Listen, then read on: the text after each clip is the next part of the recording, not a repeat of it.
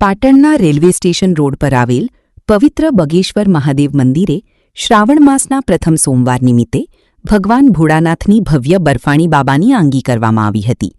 આ પ્રસંગે વિશેષ આરતીનું આયોજન કરવામાં આવ્યું હતું, જેમાં પાટણ શહેરના મોટી સંખ્યામાં ભક્તોએ ઉપસ્થિત રહી આરતીનો લહાવો લીધો હતો અને ભગવાન ભોળાનાથના દર્શન કરી ધન્યતા અનુભવી હતી।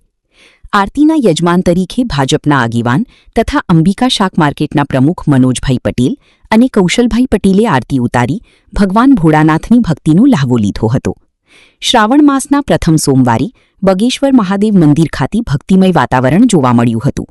હર હર મહાદેવના નાદથી સમગ્ર મંદિર પરિસર ગુંજી ઉઠ્યું હતું।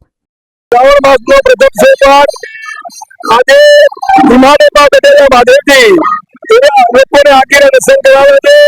તેના અમારા મુખ્ય યજમાન કૌશલભાઈ પટેલ, મનોજભાઈ પટેલ તથા કૌશલભાઈનો પરિવાર સાથે આરતી પણ કરી, મહાપૂજા પણ કરી, મહાઆરતી પણ કરી અને તમામ લોકોનો સાથ અને સહકાર અમને પૂરો મળી રહ્યો છે।